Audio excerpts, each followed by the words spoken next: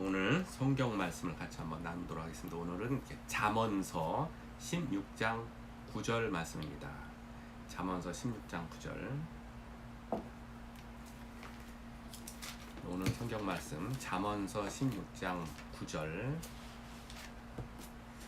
찾으신 줄 알고 같이 한번 읽도록 하겠습니다. 잠언 16장 9절 같이 시작. 사람이 마음으로 자기의 길을 계획할지라도 그의 걸음을 인도하시는 이는 여호와시니라. 아멘. 사람이 마음으로 자기의 길을 계획한다. 사람은 이제 자기의 길을 계획하죠. 그러나 그의 발걸음을 인도하시는 분은 누구시라고요? 여호와이십니다. 하나님이십니다. 자, 인생 키워드, 인생을 이해하는 키워드라고 하는 제목으로 한번 말씀을 같이 나눠보도록 하겠습니다. 어떤 사람이 어떤 계획을 짜고 어떤 말을 하며 어떤 행동을 하고 어떤 판단을 하는 등등의 모든 어떤 그 일련의 과정 중에서는 그 사람만이 갖고 있는 어떤 키워드라고 하는 것이 있어요. 그 키워드를 이해하면 그 사람이 왜 저런 행동을 했지? 왜 그때 그런 말을 했지? 왜 그런 계획을 했지?가 이해가 되는 것이죠. 그래서 그 키워드를 이해하면은 그 사람이 앞으로 어떤 말을 할 것이고 어떤 상황에서는 어떻게 계획을 할 것이다 라고 하는 것도 어림하게 우리가 알아볼 수도 있습니다. 예를 한번 들어볼까요? 우리는 뉴스를 요즘에 많이 보잖아요. 뉴스에 보면은 이제 상당 부분이 정치에 관한 이야기가 많이 나옵니다. 왜 정치인들은 왜 저 사람은 저때 저런 말을 했지? 왜 저 사람들은 왜 저렇게 뭉치지? 왜 저렇게 하지? 라고 하는 정치의 어떤 다양한 일들을 이해하는 키워드가 하나 있어요. 정치인을 이해할 수 있는 키워드. 여러 가지가 있겠지만 그 중에 하나는 뭐냐면 공천입니다. 공천. 정치인은, 특히 이제 국회의원은 그 다음번 내가 국회의원이 될 수 있을지 없을지 그 공천권을 누구에게 있는지에 따라서 움직이는 그 행동이 굉장히 큽니다. 그래서 저 사람이 왜 저쪽으로 갔을까? 왜 저 사람은 저 사람을 지지하지? 왜 저런 말을 했지? 라고 하는 데에 그 이면에는 공천권이 있습니다. 요즘에는 각 당이 당대표를 누구를 뽑을 것인가에 대해서들 많이 이제 분주한데요. 우리들 시각에서는 될 만한 사람이 돼야 되지 않을까라고 하는데, 사실상 그 당대표가 누구 될 것인가에 대해서 미는 사람들 입장에서는 그 사람들을 이해하는 키워드 중에 하나는 공천권입니다. 왜 그러냐면 당대표가 다음번 총선 국회의원을 누가 될 것인가에 대한 공천권을 다음 당대표가 갖고 있기 때문에 그래요. 키워드가 그렇습니다. 정치는 그렇죠. 경제인은 누구를 왜 만나며 어떤 행동을 하고 어느 나라를 왜 방문했으며를 이해할 수 있는 키워드는 우리가 그렇게 어렵지는 않아요. 그것은 이익을 얻기 위해서예요. 이익을 얻기 위해서 경제인은 그렇게 움직이지요.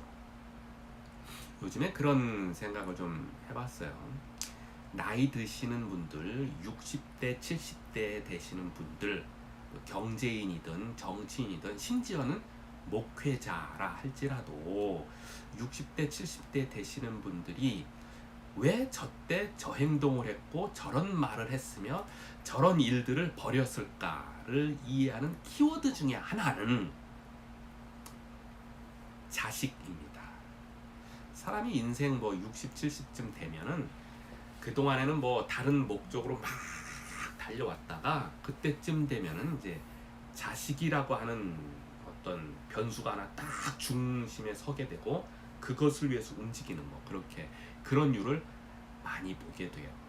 그래서 기독교 쪽으로 들어오면 저분이 왜 갑자기 저런 행동을 했지? 그렇게 보면 한 10년 전부터 그렇게 했던 것 같은데 라고 하면서 보면은 결국은 이제 그 중에 하나 이제 요즘에 문제가 많이 되는 것이 뭡니까? 교회 세습을 한다라고 하는 그런 것이죠. 그런 것들이 이제 보이게 됩니다. 인생 전반에 대해서 60, 70쯤 되면은 자식을 생각하는 것이 당연한 일이에요, 사실상은. 근데 이제 불법으로 어떤 그 다음 행동을 하느냐에 대한 부분은 또 다른 문제가 되겠죠. 자, 여러분은 어떻습니까? 우리 각자는 어떤 인생의 키워드를 갖고 있습니까? 어떤 인생의 문제가 나한테 왔을 때 그 인생 문제를 해결하기 위한 어떤 내 인생의 키워드라고 하는 것이 있어요. 어떤 사람은 돈 중심으로 모든 인생을 해결하려고 할 것이고, 어떤 사람은 자존심, 명예죠. 그런 걸 하려고 할 것이고, 또 어떤 사람은 늘 어떤 사건만 한테 물어봐. 뭐 이런 것이 있어요. 그 사람의 인생의 키워드가 부모님한테 물어봐. 뭐 이것이 좋은 것일 수도 있지만 성인이 된 이후로는 조금 뭐 여러 가지 부딪히는 일들도 많이 있겠죠. 결혼했음에도 불구하고 어떤 일만 생기면은 부모님한테 물어봐. 뭐 이런 것들은 이제 그 다음 어떤 그 문제가 많이 생길 수 있지 않습니까? 이러한 어떤 그 사람만이 갖고 있는 인생의 키워드라고 하는 것이 있어요. 과거에 상처를 받은 트라우마도 될 수도 있고, 세상살이에 찌들었던 어떤 그 철학이 생길 수도 있고, 여러 가지가 있죠. 이 세상이 우리를 가만히 두질 않아요. 이 세상은 물질주의로 충만한 세상이에요. 우리가 정신 똑바로 차리지 않으면 이 세상이 갖고 있는 철학으로 그러한 키워드를 가질 수밖에 없어요.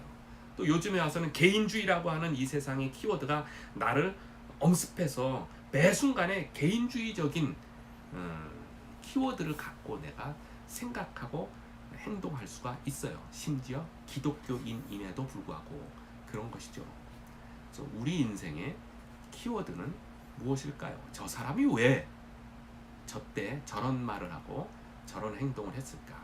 저런 사건이 닥치면, 결혼이라고 하는 인생의 사건, 직장이라고 하는 인생의 사건, 또 가정이라고 하는 인생의 사건, 집을 어디로 이사를 갈 것인가에 대한 어떤 여러 가지 사건이 발생했을 때 그 사람은 왜 저런 행동을 했을까라고 하는 데에는 그 인생의 키워드가 있는 것이죠. 그러면 이제는 우리가 한번 돌아봐야 되죠. 우리는 예수 믿는 사람이지 않습니까? 예수 믿는 사람은 예수 믿는 사람으로서 가져야만 되는 인생의 키워드라고 하는 게 있겠죠. 당연히 있어야 하죠. 그리고 그 정답은 하나님이어야 하는 것이 뻔한 정답 아니겠습니까? 그 정답이 있는데도 불구하고 우리는 예수 믿는 사람으로서 인생의 키워드, 어떤 일을 만났을 때 그 인생의 키워드, 그러니까 하나님으로 인해서 생각하고 행동하느냐, 이것이 오늘 우리가 생각해 봐야 될 내용이고 숙제인 것입니다. 오늘 말씀 잠언 16장 9절은 바로 이런 부분에서 우리에게 교훈을 주는 말씀입니다. 사람이 마음으로 자기의 길을 계획할지라도, 사람이 마음으로 늘 자기의 길을 계획한다라는 얘기예요. 당연한 얘기죠. 사람은 자기의 길을 계획합니다. 그러나 그 다음 구절이 그의 걸음을 인도하시는 이는 누구입니까? 나입니까? 돈입니까? 명예입니까? 무엇입니까? 하나님입니다가 성경의 가르침이지요. 이 말씀을 우리가 다시 한번 마음에 두고 묵상하며 또 그렇게 인생의 키워드로 삼고 살아가야 한다고 하는 것을 다시 한번 좀 되돌아봤으면 좋겠다라고 하는 것입니다. 잠언의 말씀은 총 31장까지 있어요. 그래서 매일 한 장씩 묵상한다면 한 달 딱 떨어지는 그런 잠언서가 되죠. 여러분 그런 얘기 많이 들어봤을 거예요. 학생들에게는 잠언서를 읽히고, 또 그 마음이 좀 답답하고 좀 슬프고 한 사람은 시편을 읽으라고 하고, 뭐 이런 얘기들이 좀 있어요. 맞습니까? 그러지 않습니다. 모든 하나님의 말씀은 다 동일한 하나님의 말씀이에요. 학생이 창세기를 읽건 출애굽기를 읽건 자기가 계속해서 읽는 곳에서 지혜를 얻을 수 있고, 또 마음이 답답하고 슬픈 분도 민수기를 읽건 요한복음을 읽건 요한계시록을 읽건 동일한 하나님의 말씀이기 때문에 그곳에서 위로를 받고 지혜를 얻고 힘을 얻을 수가 있습니다. 그래서 잠언서를 꼭 학생들이 주로 읽어야 되는 그런 오해는 안 했으면 좋겠다고 하는 것입니다. 잠언서 전체를 꿰뚫는 키워드가 하나 있죠. 그것은 1장 7절에 있는 말씀입니다. 우리가 잘 알고 있는 것이죠. 여호와를 경외하는 것이 무엇의 근본이라고요? 지혜의, 지식의 근본이다 라고 하는 것이 잠언서 전체를 꿰뚫는 키워드예요. 아니 어떻게 보면 성경 전체를 꿰뚫는 키워드 중에 하나가 되겠죠. 우리는 지혜를 구합니다. 지식을 구합니다. 이때 이제 잠언서에 나와 1장 7절에 나와 있는 지식, 지혜는 이제 같은 말입니다. 같은 말로 표현하고 있어요. 모든 지혜의 근본은 똑똑한 데서 오거나 어디에서 오는 것이 아니라 하나님을 경외하는 데 있어서, 하나님을 찬송하는 데서, 하나님께 영광을 돌리는 데에서 옵니다가 성경의 가르침이고, 우리는 그것을 받아들이고 내 인생에 있어서 참된 지혜는 우리 하나님으로부터 옵니다 라고 여기는 것이, 받고 믿고 이렇게 따르는 것이 성경의 가르침대로, 그리고 우리의 참된 지혜인 줄로 믿습니다. 잠언서는 1장에서 9장까지는 어떤 훈계에 대한 이야기가 나오고 10장에서부터 24장까지는 속담에 대한 이야기가 참 많이 나오는 구조를 갖고 있습니다. 오늘 본문을 포함한 16장 1절에서부터 17장 1절까지가 하나의 중요한 패턴을 갖고 있는데요. 이 16장 1절에서 17장 1절까지는 4개의 편지가 들어있다라고 구분을 해볼 수가 있어요. 16장 1절에서 17장 1절까지는 따로 그 안에 4개의 편지가 들어있는데, 그것을 구분해보면 다음과 같이 4등분으로 나눠볼 수가 있습니다. 1절에서 8절까지, 9절에서 19절까지, 20절에서 32절까지. 네 번째 거는 이제 조금 편지가 조금 형식적으로 좀 작아요. 33절 그리고 7장 1절 2절만 있어요. 이 4개의 편지가 있는데, 이 4개의 편지는 맨 마지막 9절에 8절, 19절, 32절, 7장 2절 맨 마지막 9절에 같은 패턴으로 끝나요. 뭐냐면 뭐뭐 하는 것이 뭐뭐 하는 것보다 좋다, 낫다 라고 하는 개념으로 끝나게 됩니다. 동일한 개념으로 이제 끝나게 돼요. 그 내용을 한번 살펴보도록 하겠습니다. 성경을 한번 직접 볼게요. 성경. 자, 4개의 편지가 들어있다고 했잖아요. 그 4개의 편지의 각각의 맨 끝절 패턴을 한번 보겠습니다. 1절에서부터 8절까지인데 8절을 보겠습니다. 첫 번째 편지의 마지막 부분이죠. 8절을 보면 적은 소득이 공의를 겸하는, 공의를 겸하면 많은 소득이 불의를 겸하는 것보다 나으니라. 적은 소득과 공의를 겸하는 것이 불의와 많은 재물을 얻는 것보다 낫다라고 하는 그런 거예요. 두 번째 편지의 마지막 부분 19절을 보겠습니다. 19절. 겸손한 자와 함께하여 마음을 낮추는 것이 교만한 자와 함께하여 탈취물을 나누는 것보다 나으니라. 이렇게 되죠. 역시 돈이 조금 없어도 겸손한 자와 함께하는 것이 탈취물을 많이 얻는 것, 재물이죠. 재물과 함께 교만한 자와 함께하는 것보다 낫다, 훨씬 좋다라고 하는 그런 속담 내용이 담고 있습니다. 또 세 번째 편지의 마지막 부분 32절이죠. 32절을 보면 노하기를 더디하는 자는 용사보다 낫고 자기 마음을 다스리는 자는 성을 빼앗는 자보다 나으니라, 이거예요. 자기의 마음을 다스리는 것, 절제하는 것이 성을 빼앗는 것, 성을 탈취하는 것과 보다 훨씬 낫다라고 하는 그런 말씀이고, 같은 패턴으로 좀 가고 있어요. 7장 1절에서는 뭐라고 되어 있습니까? 마른 떡 한 조각만 있고도 화목하는 것이 제육이 집에 가득하고 다투는 것보다 낫다, 이거예요.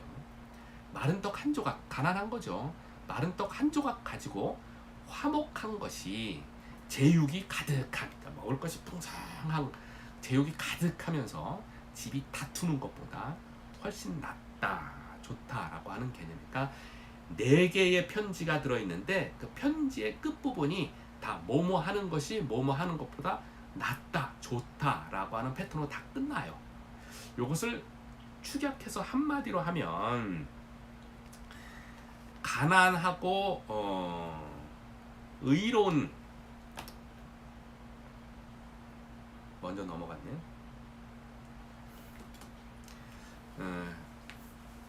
맨 첫 번째 것으로 축약을 해볼 수가 있죠. 가난하고 의롭게 사는 것이 재물이 많고 불의롭게 사는 것보다 좋다라고 하는 것이 성경의 가르침이에요. 물론 의로우면서 재물이 많은 것 우리는 원하죠. 당연한 거예요. 그것을 우리가 어떻게 해야 되는 고민을 할 필요 없어요. 그것은 너무나 당연한 거예요. 또 반대로 가난하면서도 불의한 것은 이건 또 우리가 고민할 필요 없어요. 너무도 이거는 예수 믿는 사람이건 예수 믿지 않은 건 다 싫어하는 거예요.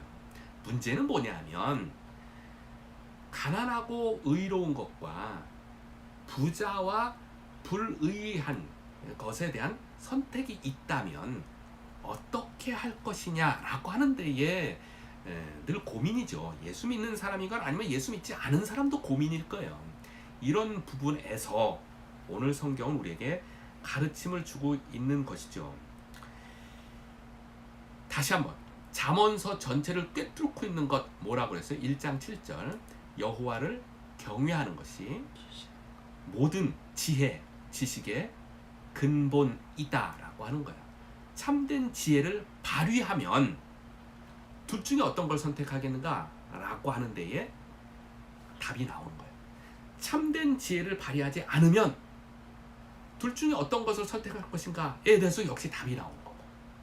그러니까 성경의 말씀에 귀를 기울여서 참된 지혜의 키워드를 얻으면 어떻게 선택할 것인가에 대한 답을 내리는 것이 결코 어려운 것은 아니에요. 오늘 16장 9절은 두 번째 편지의 첫 번째 구절이죠. 다시 한번 보겠습니다. 사람이 마음으로 자기의 길을 계획할지라도 이렇게 한국 성경에 나와 있는데 이 부분은 오해가 될 수 있어요. 계획할지라도 그의 발걸음을 인도하시는 여호와시니라. 그러니까 우리가 계획할 필요가 없구나. 그러니까 사람이 계획할 필요가 없다, 하지 말자, 또는 계획하는 것이 쓸모없다, 그런 말이 아니에요. 여기서는 사람이 마음으로 계획을 합니다.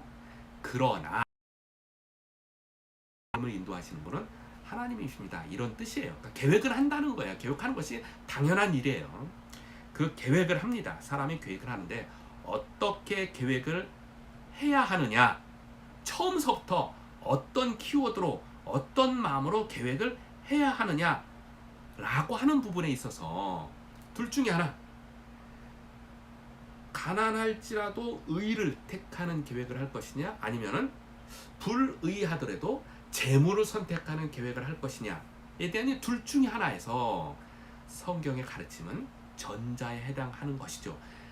이렇게 계획을 해야 합니다. 이것이 하나님이 기뻐하시는 길이고 하나님이 영광 돌리는 길입니다. 그리고 그 길을 하나님께서 9절 후반부에 그의 걸음을 인도하시는 이는 하나님이십니다. 하나님이 그의 발걸음을 끝까지 인도해 주실 것입니다. 라고 하는 것입니다.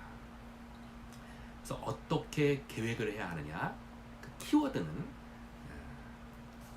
비록 손해를 본다 할지라도, 비록 내가 상처를 조금 입는다 할지라도, 비록 내가 놓치는 것이 좀 있다 할지라도 공의롭게, 겸손하게, 절제 있게, 그리고 화목을 위해서 계획을 하는 것, 그것이 하나님이 기뻐하시는 일이며 하나님이 인도하시는 그의 발걸음의 길입니다.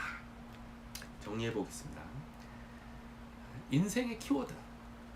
사람들은 여러 가지의 어떤 그 철학과 사고방식과 자기만이 갖고 있는 어떤 트라우마나 어떤 그런 생각들로 인해서 인생들을 결정합니다.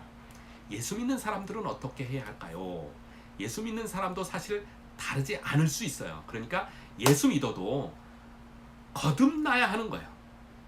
믿음으로 거듭나서 하나님이 내 인생의 중심에 두어야만 하나님의 지혜를 가지고 우리가 계획을 할 수가 있게 되고 그럴 수 있는 것이죠. 인생의 계획, 그리스도인은 잠언으로 인하면 참된 지혜를 가지고 계획을 해야 합니다. 우리의 계획에는 반드시 의가 들어있어야 하고 겸손과 절제와 화목이 들어있어야 합니다. 그것이 계획의 중간에 중심이 되어야 하고 한다는 얘기죠. 그렇게 할 때 우리 하나님이 우리의 발걸음을 어떻게 하신다고요? 인도하십니다. 우리는 이것을 믿고 그 믿음을 가지고 우리의 발걸음을 그렇게 한 걸음 내딛습니다. 그럴 때 우리 하나님이 함께하여 주시리라 믿습니다. 같이 기도하겠습니다. 하나님 아버지, 주의 말씀을 다시 한번 묵상합니다. 사람이 마음으로 자기의 길을 계획할지라도 여호와시니라. 하나님, 주님께서 우리의 발걸음 하나하나를 인도하시며 함께하여 주시리라 믿습니다. 지금은 우리 주 예수 그리스도의 은혜와 하나님 아버지의 극진하신 사랑하심과 성령님의 감화하시고 감동하시고 역사하심이 우리의 계획을 주께서 인도하시며 동행하시며 함께하십니다 하고 고백하고 따르는 주의 백성들 머리 위에 그의 삶 위에 지금으로부터 영원토록 함께하기를 간절히 축원하옵나이다.